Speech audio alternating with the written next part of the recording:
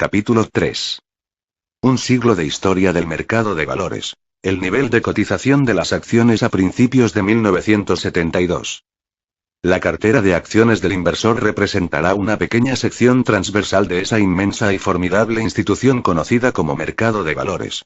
La prudencia sugiere que debemos tener una idea adecuada de la historia del mercado de valores, sobre todo en lo relativo a las principales fluctuaciones del nivel de las cotizaciones y las diversas relaciones existentes entre las cotizaciones de las acciones en conjunto y sus ganancias y dividendos. El inversor, armado con este conocimiento de los antecedentes, puede estar en condición de llegar a algunas valoraciones útiles sobre el atractivo o el peligro que representa el nivel del mercado en diferentes momentos. Por coincidencia, la existencia de datos estadísticos útiles sobre precios, ganancias y dividendos se remonta a 100 años, hasta 1871. El material no es tan completo y exhaustivo y digno de confianza en la primera mitad de ese periodo, pero no obstante es útil. En este capítulo presentaremos las cifras, de manera muy condensada, con dos objetivos. El primero consiste en exponer en términos generales la forma en la que las acciones han obtenido su progreso subyacente durante muchos ciclos del siglo pasado. El segundo objetivo consiste en enfocar la imagen en forma de medias decenales sucesivas, no solo de las cotizaciones de las acciones, sino también de las ganancias y los dividendos, para sacar a la luz las diferentes relaciones que existen entre estos tres importantes factores. Con este conjunto de materiales como telón de fondo pasaremos a examinar el nivel de las cotizaciones a principios de 1972. La historia a largo plazo del mercado de valores se resume en dos tablas y un gráfico. La tabla 3.1 expone los puntos mínimos y máximos de 19 ciclos bajistas y alcistas que se han producido en los 100 últimos años. Hemos utilizado dos índices. El primero representa una combinación de un primer estudio realizado por la Comisión Cowles y que se remonta a 1870, estudio que se ha conectado con, y que ha proseguido hasta la fecha en, el conocido índice compuesto Standard & Poor's de 500 acciones. El segundo es el aún más afamado Dow Jones Industrial Average, DJIA, o Dow, que se remonta a 1897. Está compuesto por 30 empresas, de las cuales una es la American Telephone y Telegraph y las otras 29 son grandes empresas industriales. El gráfico 1, que se incluye por cortesía de Standard & Poor's, muestra las fluctuaciones del mercado de su índice de valores industriales 425 desde 1900 hasta 1970. Un gráfico comparable que recogiese el DJIA tendría un aspecto muy similar. El lector apreciará tres pautas claramente diferentes, que se extienden cada una de ellas aproximadamente durante un tercio de los 70 años. La primera va desde 1900 a 1924, y muestra durante la mayor parte una serie de ciclos de mercado bastante similares que duran entre 3 y 5 años. El progreso anual de este período alcanzó una media de solo el 3%, más o menos. Después pasamos al mercado alcista de la nueva era, que culmina en 1929, con sus terribles consecuencias de colapso del mercado, seguida por fluctuaciones bastante irregulares hasta 1949. Si comparamos el nivel medio de 1949 con el de 1924, descubriremos que la tasa anual de progreso fue de un mero 1,5%. Por lo tanto, al cierre de este segundo período el público en general no sentía ningún entusiasmo por las acciones ordinarias.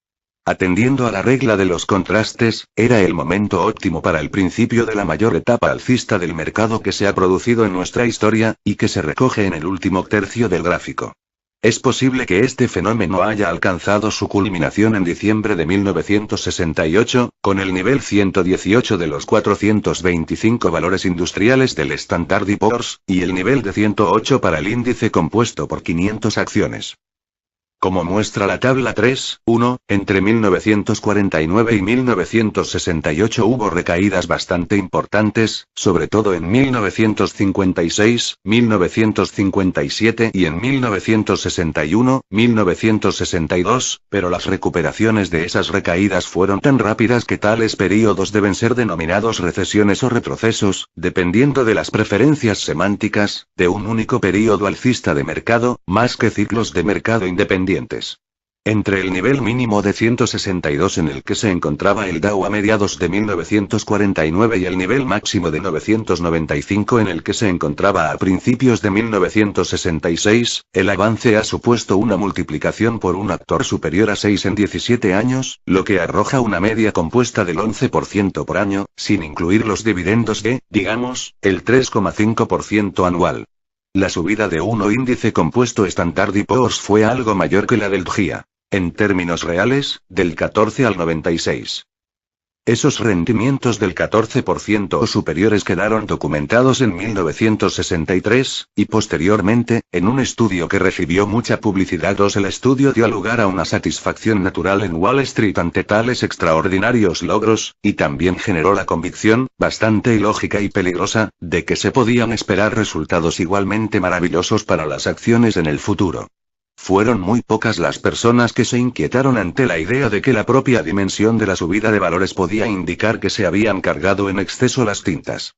El posterior declive desde el punto máximo de 1968 hasta el punto mínimo de 1970 fue del 36% en el caso del índice de Standard & Poor's, y del 37% en el caso del DJIA, el mayor desde el 44% sufrido en el período de 1939 a 1942, que había reflejado los peligros e incertidumbres que surgieron después del bombardeo de Pearl Harbor.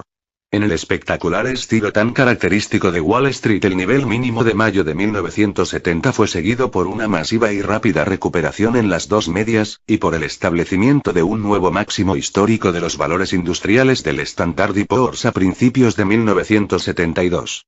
La tasa media de subida de cotización entre 1949 y 1970 arroja un tipo de aproximadamente el 9% para el compuesto S&P, o el índice industrial, utilizando las cifras medias de ambos años. El ritmo de ascensión fue, por supuesto, muy superior al de cualquier período similar anterior a 1950. Sin embargo, en la última década, el ritmo de avance fue muy inferior. 5,25% en el caso del índice compuesto S&P y únicamente el antaño familiar 3% del DJIA. El registro de la variación de las cotizaciones debe ser complementado con las correspondientes cifras de ganancias y dividendos, para poder ofrecer una panorámica general de lo que ha ocurrido en nuestra economía de acciones durante las 10 décadas. Ofrecemos un resumen de ese tipo en nuestra tabla 3.2. Probablemente sea mucho esperar que todos los lectores estudien detenidamente todas estas cifras, pero tenemos la esperanza de que a algunos les resulten interesantes e instructivas. A continuación haremos unos cuantos comentarios sobre ellas. Las cifras relativas a la década completa equilibran las fluctuaciones de año a año, eliminando los dientes de sierra, y arrojan una imagen general de crecimiento persistente. Únicamente 2 de las 9 décadas después de la primera muestran una reducción de las ganancias y de los precios medios. En 1891, 1900 y en 1931, 1940, y en ninguna década después de 1900 se observa un descenso de los dividendos medios. Sin embargo, los tipos de crecimiento de las tres categorías son bastante variables. En general, los resultados desde la Segunda Guerra Mundial han sido superiores a los de las décadas anteriores, pero el progreso de la década de 1960 fue menos marcado que el que tuvo lugar en la década de 1950. El inversor actual no puede determinar a partir de este registro histórico qué porcentaje de ganancia en ingresos por dividendos y por aumento de cotizaciones puede esperar en los 10 próximos años, pero los datos históricos aportan todos los ánimos que pueda necesitar para poner en práctica una política consistente de inversiones en acciones. No obstante, es necesario hacer una indicación en este momento que no queda de manifiesto en nuestra tabla. El año 1970 estuvo definido por un claro deterioro en la situación de beneficios generales de las empresas estadounidenses.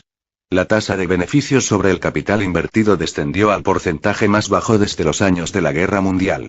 Igualmente sorprendente es el hecho de que un número considerable de empresas declarasen pérdidas netas durante ese ejercicio. Muchas de ellas tuvieron problemas financieros, y por primera vez en 3 décadas hubo vanos procesos de quiebra importantes. Estos hechos, junto con algunos otros, han dado lugar a la afirmación que habíamos formulado anteriormente cuando nos aventuramos a sugerir que tal vez la era del gran crecimiento podía haber llegado a su fin en 1969-1970. Una característica llamativa de la tabla 3.2 es el cambio en las relaciones de precio/beneficio desde la Segunda Guerra Mundial. En junio de 1949 el índice compuesto S&P tenía un precio que suponía multiplicar solo por 6,3 los correspondientes beneficios de los 12 meses anteriores. En marzo de 1961 el multiplicador era de 22,9. De la misma manera, el rendimiento por dividendos del índice S&P se ha reducido desde más del 7% en 1949 a solo el 3,0% en 1961, contraste acentuado por el hecho de que los tipos de interés de las obligaciones de mejor categoría han aumentado en ese periodo desde el 2,60% hasta el 4,50%. Se trata, claramente, del giro más destacable de actitud de la sociedad en general en toda la historia del mercado de valores. Para las personas que tienen gran experiencia e instinto de precaución, el paso de un extremo al otro es una fuerte señal de que se esperan problemas en el futuro. Esas personas no pudieron evitar pensar en el período alcista de mercado que tuvo lugar de 1926 a 1929 y sus trágicas consecuencias. No obstante, esos temores no han sido confirmados en la realidad. Ciertamente, el precio de cierre del GIA en 1970 fue el mismo que 6 años y medio antes, y los tan traídos y llevados arrolladores años 60 resultaron ser básicamente una serie de ascensiones a una sucesión de colinas elevadas que después se bajaban.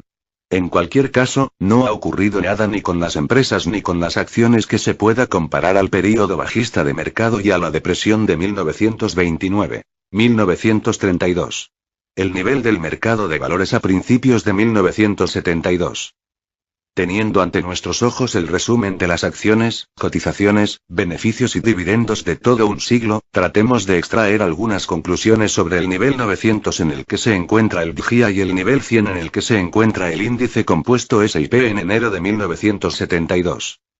En cada una de nuestras ediciones anteriores hemos debatido sobre el nivel del mercado de valores en el momento de redacción, y nos hemos dedicado a dar respuesta a la pregunta de si era demasiado elevado para adquisiciones conservadoras. Al lector le puede resultar instructivo revisar las conclusiones a las que llegamos en estas ocasiones anteriores. No es en todos los casos un ejercicio de autoflagelación. Aportará una especie de tejido de conexión que vinculará las diferentes etapas atravesadas por el mercado de valores en los 20 últimos años, y también ofrecerá una imagen natural de las dificultades a las que se enfrenta cualquier persona que trate de llegar a una valoración fundamentada y crítica de los actuales niveles de mercado. En primer lugar, comencemos por reproducir el resumen de los análisis de las ediciones de 1948, 1953 y 1959 que ofrecimos en la edición de 1965. En 1948 aplicamos unos criterios conservadores al nivel de 180 en el que se encontraba el Dow Jones y no tuvimos dificultades para llegar a la conclusión de que no era demasiado elevado en relación con los valores subyacentes. Cuando abordamos este problema en 1953, el nivel medio de mercado de ese año había alcanzado el 275, un incremento de más del 50% en 5 años. Volvimos a planteamos la misma pregunta, literalmente. Si en nuestra opinión el nivel de 275 para el Dow Jones Industrial era o no excesivamente elevado para una inversión sensata. A la luz del espectacular ascenso que se produjo posteriormente, puede parecer extraño tener que declarar que no era en modo alguno sencillo para nosotros alcanzar una conclusión definitiva en cuanto a que el nivel de 1953 fuese o no atractivo. En aquel momento afirmamos, lo que resulta suficientemente satisfactorio, que desde el punto de vista de las indicaciones de valor, que deben ser nuestra principal guía de inversión, la conclusión sobre las cotizaciones de las acciones en 1953 debe ser favorable. No obstante, estábamos preocupados por el hecho de que en 1953 las medias habían ascendido durante un período más prolongado que en la mayor parte de las etapas alcistas de mercado del pasado, y por el hecho de que su nivel absoluto estaba en un punto elevado a juzgar por criterios históricos. Comparando estos factores con nuestra valoración favorable, recomendamos una política cauta o de compromiso. Tal y como se produjeron los hechos, esta recomendación no resultó especialmente brillante. Un buen profeta habría previsto que el nivel de mercado estaba a punto de ascender un 100% adicional en los 5 años siguientes. Tal vez deberíamos añadir, en nuestra defensa, que pocos, si es que hubo alguno, de los que se dedican profesionalmente a hacer previsiones sobre el mercado de valores, tarea a la que nosotros no nos dedicamos, fue capaz de anticipar con más éxito que nosotros lo que esperaba en el futuro. A principios de 1959 nos encontramos con el DXY en un máximo histórico de 584. Nuestro exhaustivo análisis, realizado desde todos los puntos de vista, se puede resumir en la siguiente cita, de la página 59 de la edición de 1959. En resumen, nos sentimos obligados a expresar la conclusión de que el nivel actual de cotización es peligroso. El peligro puede encontrarse en que las cotizaciones ya hayan alcanzado un punto demasiado elevado. Aun cuando no sea este el caso, la inercia del mercado es tal que inevitablemente acabará alcanzando niveles injustificadamente elevados. Francamente, no podemos imaginar un mercado en el futuro en el cual nunca vaya a haber pérdidas graves, y en el cual todos los principiantes tengan garantizados grandes beneficios con sus adquisiciones de acciones. La recomendación de precaución que expresamos en 1959 quedó algo más justificada por los acontecimientos posteriores que la actitud correspondiente que mantuvimos en 1954. De todas formas, quedó lejos de estar plenamente justificada. El DXY ascendió hasta 685 en 1961, después, en un momento posterior de ese año, descendió hasta un nivel levemente inferior al 584, hasta 566. Volvió a ascender hasta 735 a finales de 1961. Y posteriormente se precipitó en una evolución cercana al pánico hasta llegar al 536 en mayo de 1962, arrojando una pérdida del 27% en el breve período de 6 meses. Simultáneamente se produjo una retracción mucho más grave en el grupo de las denominadas acciones de crecimiento más populares, como manifiesta la acusada caída del líder indiscutible, IRM, que pasó de un máximo de 607 en diciembre de 1961 a un mínimo de 300 en junio de 1962. Durante este período se produjo una absoluta debacle de numerosas acciones recién lanzadas de pequeñas empresas, que se habían ofrecido al público a precios ridículamente elevados y que posteriormente fueron impulsadas hasta cotizaciones aún más elevadas por una innecesaria especulación, que acabó conduciendo a niveles que rayaban en la insensatez. Muchas de estas colocaciones perdieron el 90% o más de su cotización en cuestión de pocos meses. El colapso que se produjo en el primer semestre de 1962 fue desconcertante, cuando no desastroso, para muchos especuladores que estaban encantados de conocerse, y tal vez para muchas más personas imprudentes que se denominaban a sí mismas inversores. No obstante, la inflexión que se produjo en un momento posterior de ese ejercicio también fue igualmente imprevista para la comunidad financiera. Las medias del mercado de valores retornaron su curso alcista, lo que produjo la siguiente evolución. La recuperación y nueva subida de la cotización de las acciones fue ciertamente destacable y dio lugar a una concomitante revisión del sentimiento existente en el mercado de valores. En los niveles mínimos de junio de 1962 las predicciones habían adoptado un cariz predominantemente bajista y después de la recuperación parcial que se produjo al final del ejercicio predominaba la indeterminación, con preponderancia del escepticismo. Sin embargo, a principios de 1964 el optimismo natural de las agencias de valores volvía a apreciarse con claridad. Prácticamente todas las previsiones tenían tintes alcistas, y conservaron ese cariz durante todo el período de subida de 1964. Posteriormente abordamos la tarea de evaluar los niveles del mercado imperantes en noviembre de 1964, 892 para el DXY. Después de abordar reflexivamente el nivel desde diferentes perspectivas, alcanzamos 3 conclusiones principales. La primera fue que los viejos criterios de valoración parecen inaplicables. Todavía no existen nuevos criterios que hayan superado la prueba del tiempo. La segunda conclusión fue que el inversor debe basar su política en la existencia de grandes incertidumbres. Las posibilidades abarcan los extremos. Por una parte, de una prolongada subida adicional del nivel del mercado, por ejemplo del 50%, hasta llegar a 1350 en el caso del DXY. O, por otra parte, de una caída imprevista en términos generales de la misma magnitud, que llevaría la media al entorno del 450. La tercera conclusión se expresaba en términos mucho más claros.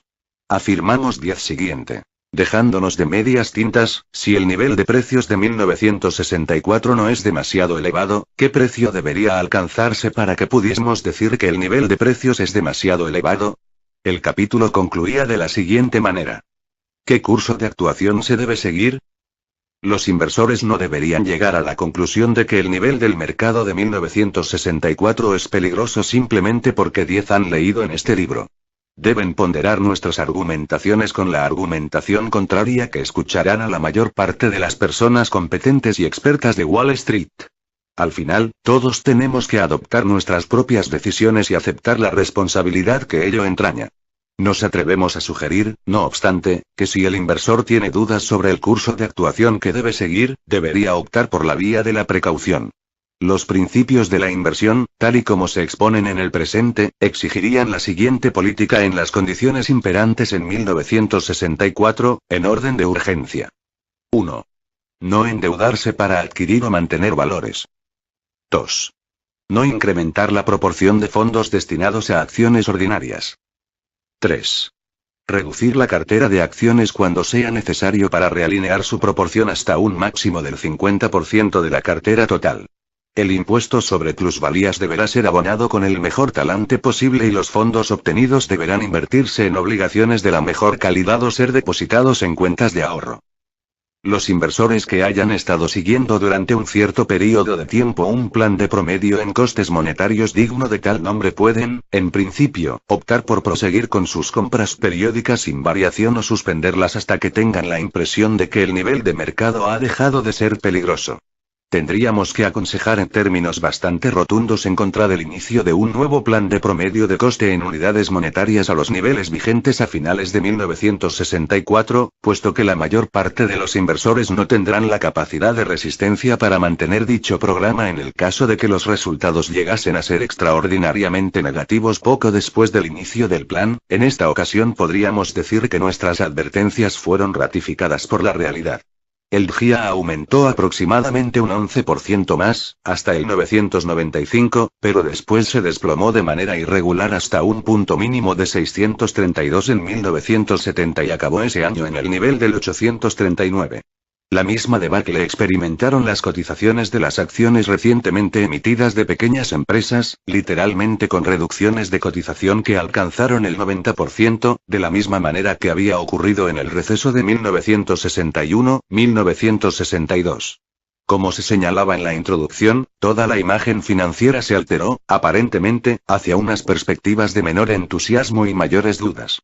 Un único dato puede resumir toda esta cuestión. El DXY cerró 1970 a un nivel inferior al que había alcanzado 6 años antes, la primera vez que esto ocurría desde 1944.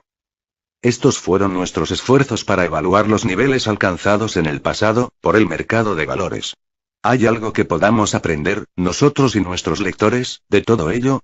En 1948 y 1953 consideramos que el nivel del mercado era favorable para la inversión, aunque con demasiada cautela en el último año. Consideramos que era peligroso en 1959, a un nivel de 584 para el DXY, y demasiado elevado en un nivel de 892, en 1964.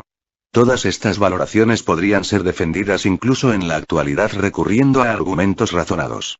En cualquier caso, es dudoso que hayan sido de la misma utilidad que nuestros consejos menos razonados, que propugnan una política de acciones congruente y controlada por una parte, y que desaniman cualquier tipo de esfuerzo para imponerse al mercado o elegir a los ganadores por otra parte. En cualquier caso, creemos que nuestros lectores pueden extraer ciertos beneficios de un análisis renovado del nivel en el que se encuentra el mercado de valores, en esta ocasión a finales de 1971, aun cuando lo que vayamos a decir resulte ser más interesante que útil desde un punto de vista práctico, o más hipotético que concluyente.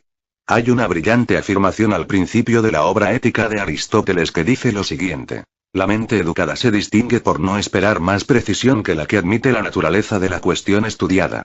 Por lo tanto, es igualmente poco razonable aceptar conclusiones meramente probables de un matemático y exigir una demostración estricta a un orador. El trabajo del analista financiero queda en algún punto intermedio entre el del matemático y el del orador. En diversos momentos de 1971, el Dow Jones Industrial Average se encontró en el nivel de 892 correspondiente a noviembre de 1964 que habíamos analizado en nuestra edición anterior. No obstante, en el actual estudio estadístico hemos decidido utilizar el nivel de precios y los datos correspondientes al índice compuesto Standard & Poor's, o S&P 500, porque es más exhaustivo y representativo de la situación del mercado general que el DXY compuesto por 30 acciones. Nos concentraremos en una comparación de este material en los períodos cercanos a las fechas de nuestras anteriores ediciones, es decir, a los períodos de fin de año de 1948, 1953, 1958 y 1963, y además 1968. Respecto del precio actual adoptaremos la cifra de referencia de 100, que resulta cómoda y que se ha registrado en diferentes momentos de 1971 y principios de 1972. Los datos más destacados son los que se recogen en la tabla 3.3. Respecto de las cifras de beneficios, presentamos tanto las que corresponden al último año como la media de los 3 años anteriores. Para 1971 en materia de dividendos utilizamos las cifras de los 2 últimos meses. Y para los intereses y precios mayoristas de las obligaciones de 1971 utilizamos los de agosto de 1971. El ratio de precio barra ganancia trienal del mercado en octubre de 1971 fue inferior al de finales de año de 1963 y 1968. Fue aproximadamente el mismo que en 1958, pero muy superior al de los primeros años del prolongado período alcista de mercado. Este importante indicador, por sí solo, no se puede interpretar en el sentido de que indique que el mercado se encontraba en un punto especialmente elevado en enero de 1972. Sin embargo, cuando se introduce en la imagen el rendimiento por intereses de las obligaciones de máxima categoría, las implicaciones resultan mucho menos favorables. El lector detectará en nuestra tabla que la relación de rendimiento de las acciones, beneficios barra precio, y los rendimientos de las obligaciones han empeorado durante todo el período, por lo que la cifra de enero de 1972 era menos favorable para las acciones, a juzgar por este criterio, que en cualquiera de los años anteriores objeto de examen. Cuando se comparan los resultados por dividendo con los resultados de las obligaciones se descubre que la relación se invierte por completo entre 1948 y 1972. En el primer año las acciones generaban un resultado del doble que el de las obligaciones. En la actualidad las obligaciones arrojan un resultado del doble o más que las acciones. Nuestra última valoración es que la desfavorable variación en la relación entre el rendimiento de las acciones y el rendimiento de las obligaciones compensa por completo la mejora de la relación de precio a ganancias de finales de 1971, atendiendo a las cifras de ganancias trienales. Por lo tanto, nuestra opinión sobre el nivel de mercado de principios de 1972 tendería a ser la misma que la de hace 7 años, es decir, que no es atractivo desde el punto de vista de la inversión conservadora. Esta afirmación sería aplicable a la mayor parte de la gama de precios que alcanzó el DXY durante 1971. Entre, por ejemplo, 800 y 950. En términos de oscilaciones históricas de mercado, la imagen de 1971 seguiría dando la impresión de que corresponde a una recuperación irregular en relación con la tremenda recesión sufrida en 1969-1970. En el pasado estas recuperaciones han sido la antesala de una nueva etapa del período alcista recurrente y persistente que comenzó en 1949. Esta era la expectación que existía en términos generales en Wall Street durante 1971.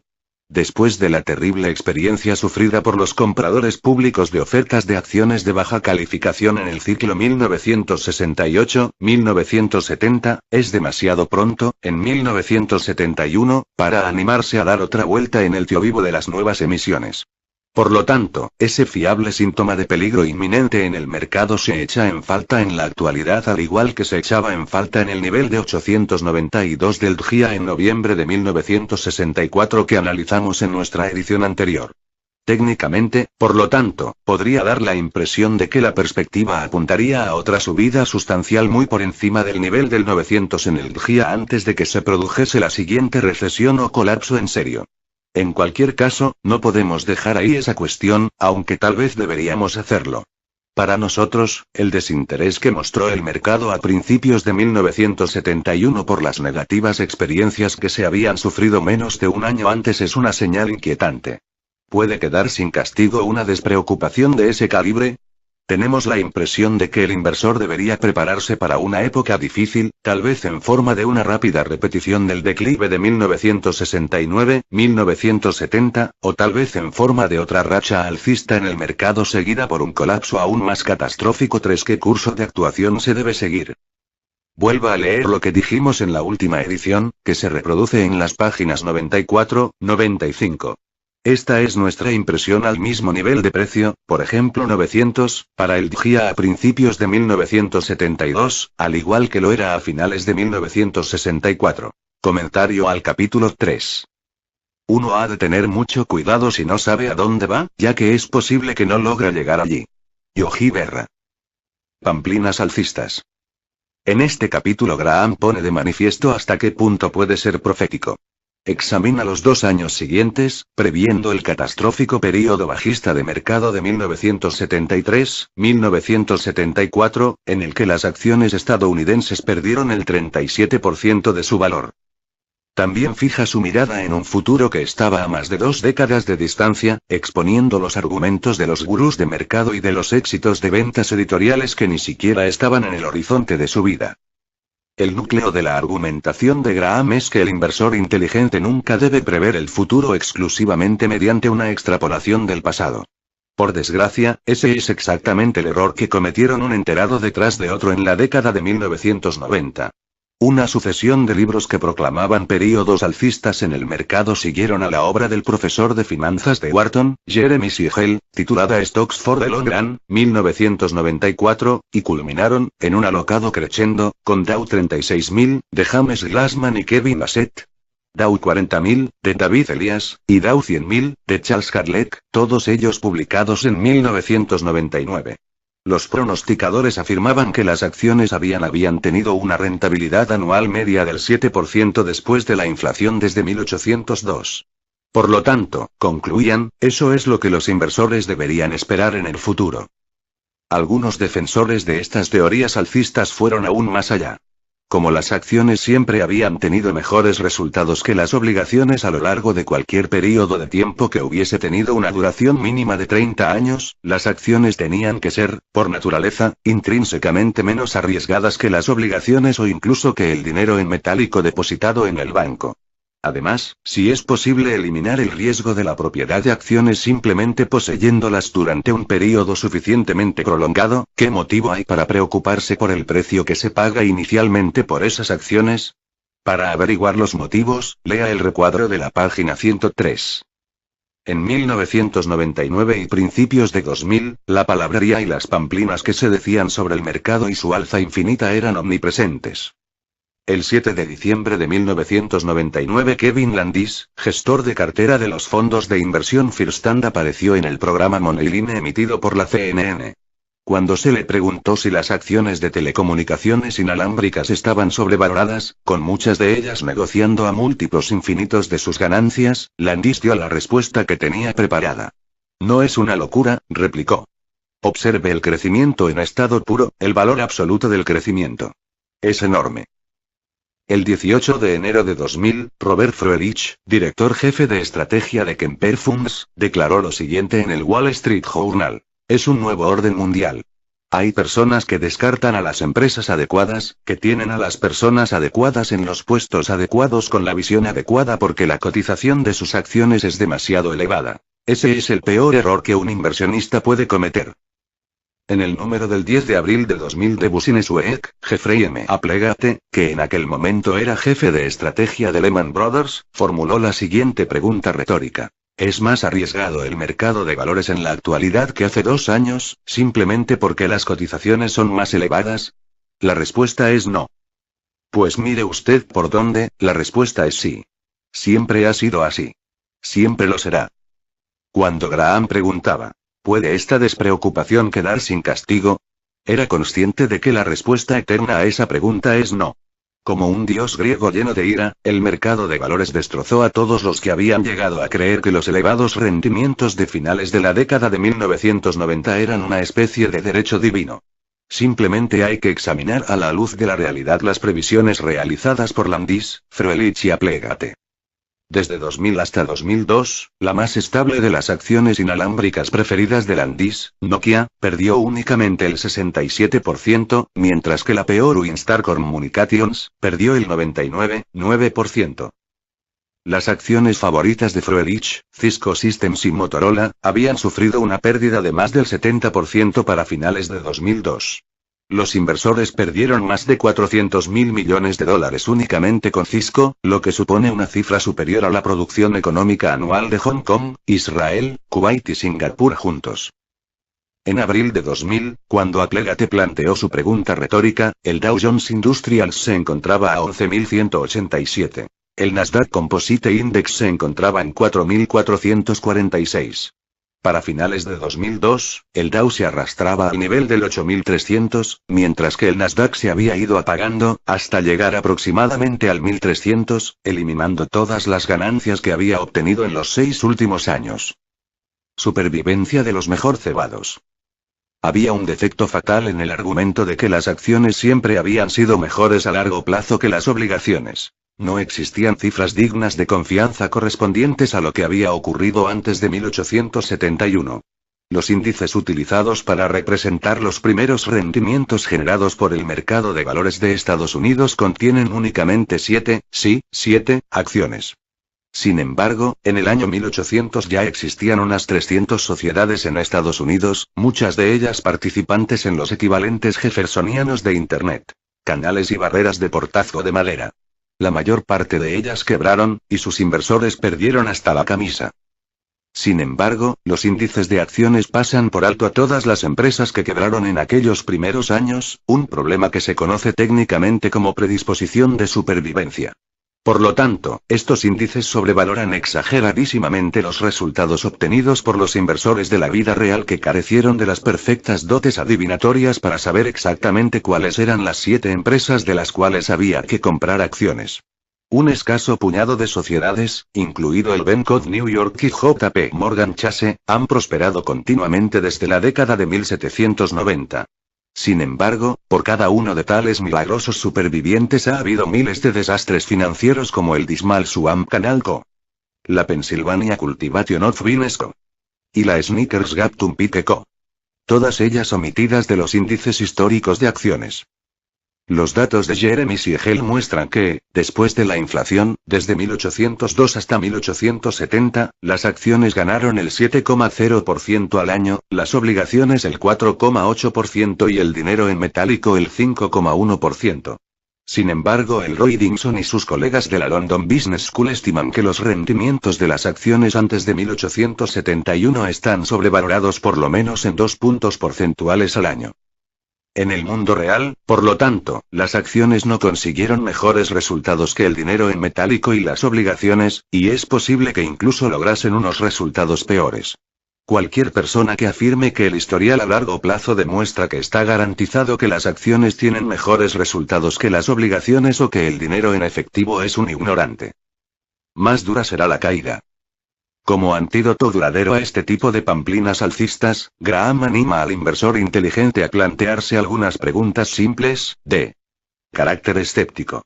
¿Por qué tienen que ser los rendimientos futuros de las acciones siempre los mismos que los rendimientos que se han obtenido en el pasado cuando todos los inversores aceptan la teoría de que las acciones son una forma garantizada de ganar dinero a largo plazo? ¿No acabará el mercado con unos precios exageradamente elevados? Cuando eso ocurra, ¿cómo va a ser posible que la rentabilidad futura sea elevada? Las respuestas de Graham, como siempre, están asentadas en la lógica y en el sentido común. El valor de cualquier inversión es, y siempre tendrá que ser, una función del precio que se paga por ella. A finales de la década de 1990, la inflación estaba desapareciendo, los beneficios empresariales parecían estar floreciendo y la mayor parte del mundo estaba en paz. Eso no significaba, ni nunca significaría, que fuese interesante comprar acciones a cualquier precio.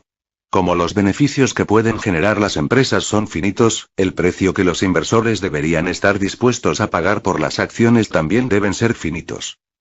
Abordemos la cuestión desde esta perspectiva. Es muy posible que Michael Jordan haya sido el mejor jugador de baloncesto de todos los tiempos, y además atraía a los aficionados al Chicago Stadium como un electroimán gigantesco. Los Chicago Bulls hicieron un fabuloso negocio pagando a Jordan $34 millones al año para que botase un balón de cuero por una pista de parquet. Sin embargo, eso no significa que los Bulls habrían hecho bien en pagarle 340 millones, o 3.400 millones, o 34.000 millones por temporada. Los límites del optimismo.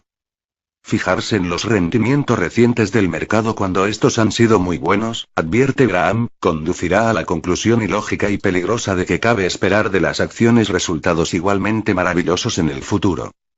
De 1995 a 1999, a medida que el mercado aumentaba por lo menos un 20% al año, un espectacular crecimiento sin precedentes en la historia estadounidense, los compradores de acciones llegaron a ser cada vez más optimistas.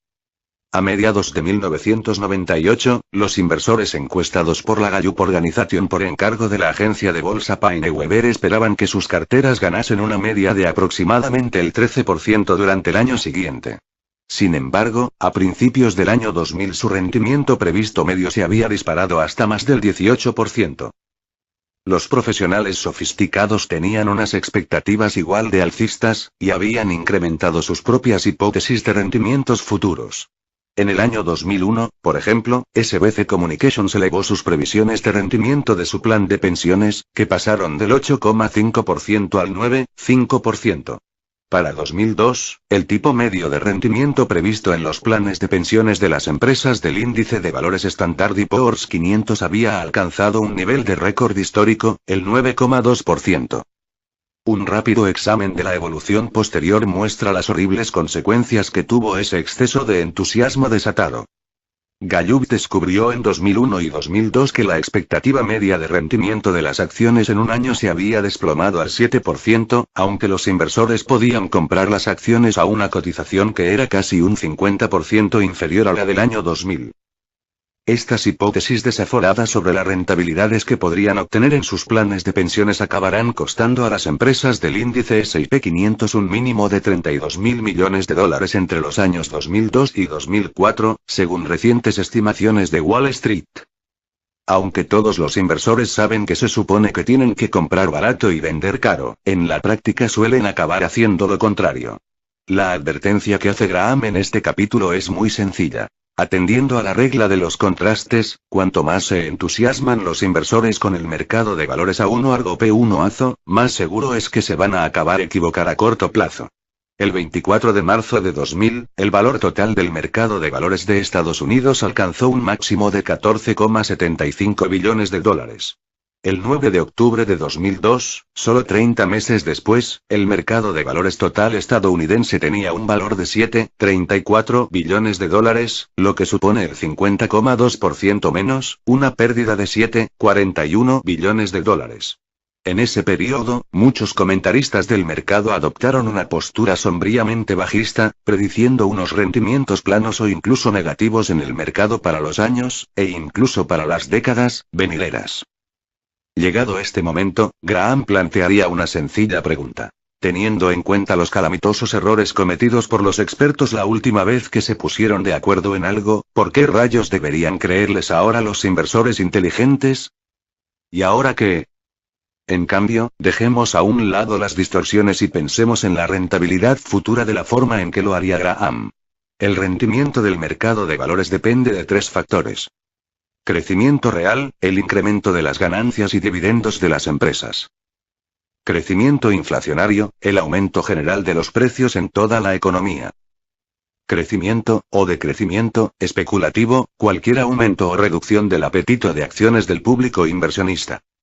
A largo plazo, el crecimiento anual de los beneficios empresariales por acción ha alcanzado una media del 1,5% al 2%, sin contar la inflación.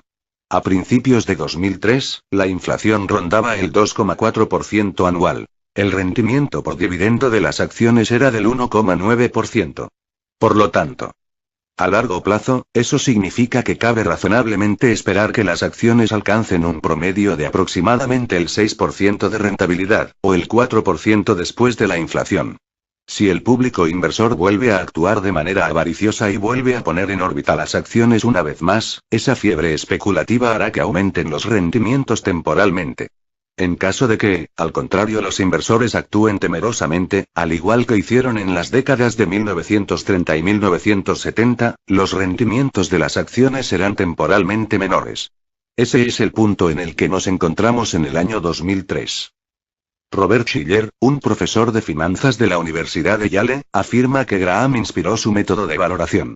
Shiller compara el precio del índice de valores Standard & Poor's 500 con los beneficios empresariales medios de los últimos años, después de deducir la inflación.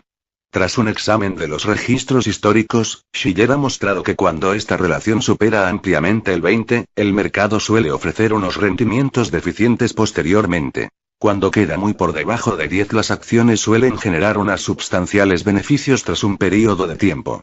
A principios de 2003, aplicando los cálculos de Shiller, las acciones cotizaban aproximadamente a 22,8 veces los beneficios medios después de ajustar la inflación de la última década, todavía en la zona peligrosa, pero muy por debajo del demencial nivel de 44,2 veces que alcanzaron en diciembre de 1999. ¿Qué resultados ha obtenido el mercado en el pasado cuando tenía un nivel de precios similar al actual? La figura 3.1 muestra los períodos del pasado en los que las acciones se encontraban en niveles similares, y los resultados que obtuvieron en los períodos decenales que siguieron a esos momentos. Por lo tanto, a partir de unos niveles de valoración similares a los que se daban a principios de 2003, el mercado de valores en ocasiones ha conseguido unos resultados muy buenos en los 10 años siguientes, en ocasiones ha obtenido unos resultados deficientes, y el resto de las veces ha ido tirando. Creo que Graham, adoptando siempre una postura conservadora, dividiría la diferencia entre los rendimientos inferiores y los rendimientos superiores del pasado, y proyectaría el resultado durante la siguiente década, con lo que las acciones obtendrían aproximadamente el 6% anual, o el 4% después de deducir la inflación. Es interesante destacar que esa proyección es equivalente al cálculo que habíamos realizado anteriormente cuando sumamos el crecimiento real, el crecimiento inflacionario y el crecimiento especulativo. En comparación con la década de 1990, el 6% son cacahuetes. Sin embargo, es bastante mejor que los beneficios que es probable que generen las obligaciones, y un motivo suficiente para que la mayor parte de los inversores sigan teniendo acciones en su cartera diversificada. De todas formas, hay una segunda lección que se puede extraer del método aplicado por Graham. La única cosa en la que se puede confiar cuando se hacen previsiones sobre la futura rentabilidad de las acciones es que es muy probable que la previsión resulte ser errónea. La única verdad indiscutible que nos enseñan las décadas pasadas es que el futuro siempre nos sorprenderá. Siempre. Y el corolario de esta ley de la historia financiera es que los mercados sorprenderán más brutalmente a las personas que estén más seguras de que sus opiniones sobre el futuro son acertadas. Mantener la humildad respecto a la capacidad personal de previsión, como hizo Graham, siempre servirá de defensa frente al peligro de arriesgar demasiado con una opinión sobre el futuro que puede acabar perfectamente siendo errónea. Por lo tanto, debe reducir a toda costa sus expectativas, aunque teniendo siempre la precaución de no deprimir su espíritu. Para el inversor inteligente, la esperanza siempre es eterna, porque debe serlo. En los mercados financieros, cuanto peor parece el futuro, mejor suele acabar siendo. Un cínico dijo en una ocasión a G.K. Chesterton, el novelista y ensayista británico: benditos sean los que no esperan nada, porque no se sentirán decepcionados. ¿Qué respondió Chesterton? Benditos sean los que no esperan nada, porque disfrutarán de todo.